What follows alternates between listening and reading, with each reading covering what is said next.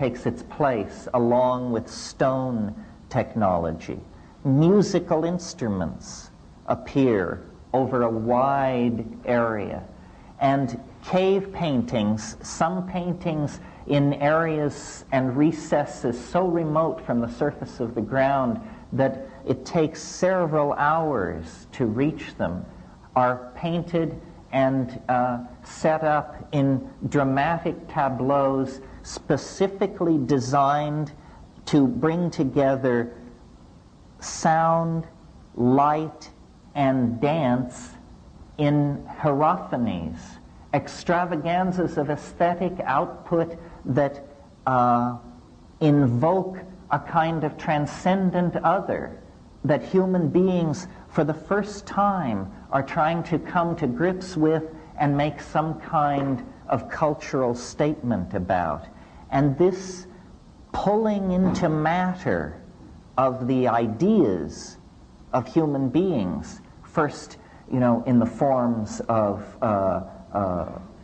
beadwork and chipped stone and carved bone, within 20,000 years ushers into the kinds of high civilizations that we see around us and points us toward the kind of extraplanetary mega-civilization that we can feel operating on our own present like a kind of great attractor. Now, this whole intellectual adventure in exteriorization of ideas is entirely an aesthetic adventure.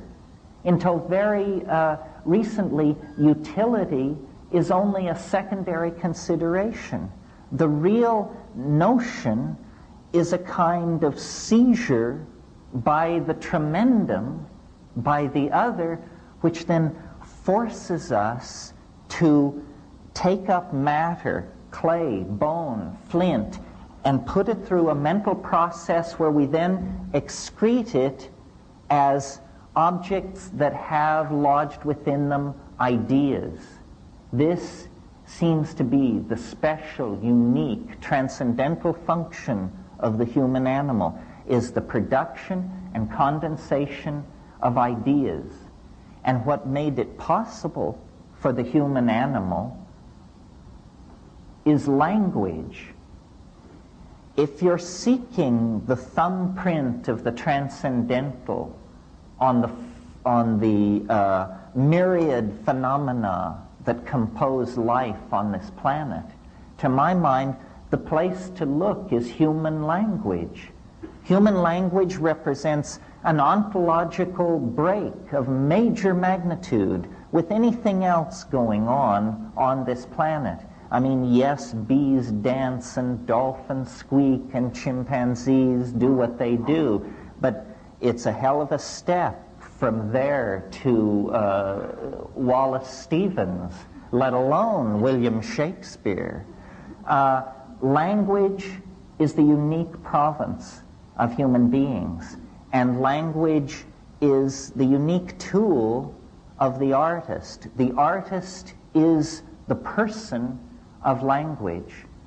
And I've, given a lot of thought to this because the work that I've done with psilocybin mushrooms and the observations of psychedelic plant use in the Amazon centered around ayahuasca lead me to the conclusion that it is the synergy and catalysis of language that lies behind not only the emergence of human consciousness out of animal organization, but then its ability to set a course for a transcendental dimension and pursue that course against all the vicissitudes of biology and history over 10 or 15,000 years. Language has made us more than a group of pack-hunting monkeys. It's made us a group of pack-hunting monkeys with a dream.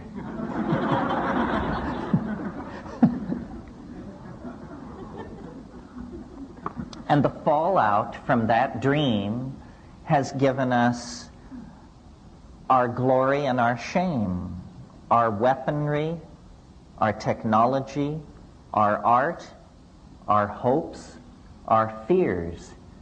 All of this arises out of our own ability to articulate and to communicate with each other. And I use this in the broadest sense. I mean, for me, the glory of the human animal is cognitive activity, song, dance, sculpture, poetry, all of these cognitive activities. When we participate in them, we cross out of the domain of animal organization and into the domain of a genuine relationship to the transcendent.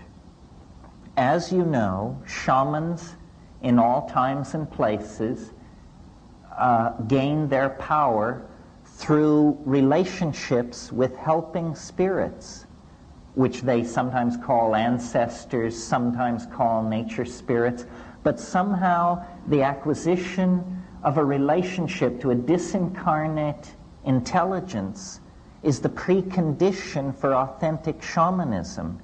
Now, nowhere in our world do we have an institution like that we do not consider pathological, except in the now very thinly spread tradition of the muse, that artists alone among human beings are given permission to talk in terms of my inspiration, or a voice which told me to do this, or a vision that must be realized. The thin line, the thin thread of shamanic descent into our profane world leads through the office of the artist. And so, if society is to somehow take hold of itself at this penultimate moment, as we literally waver on the brink of planetary extinction, then the artist, like Ariadne following her thread out of the labyrinth, is going to have to follow this shamanic thread back through time. And you know, one of the most disempowering things that has been done to us by the male-dominant culture is to brush out our footprints into the past. We don't have a clue as to how we got here. Most people can't think further back than the first Nixon administration, let alone, you know, the arrival of the Vikings, the fall of Çatalhöyük, the melting of the glaciers, so forth and so on.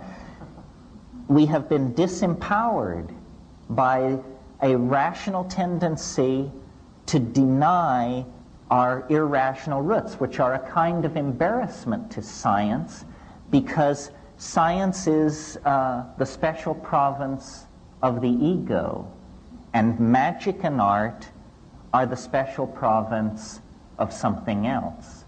I could name it, but I won't. It prefers to be unnamed, I think. So, how seriously then are we to take this, I'll call it an obligation, to follow the shamanic thread back into time? Well, I think that it is a matter of saving our own souls, that this is the real challenge. You know, I love to dig at the yogins by saying nobody ever went into an ashram with their knees knocking in fear over the tremendous dimension they know they were about to enter through meditation. Still truer and more sad, still more true and more sad, is the notion that very few of us pick up our sculpting tools or our airbrush with our knees knocking with fear, because we know we are invoking and acting with the muse at our elbow. And somehow I think the artists need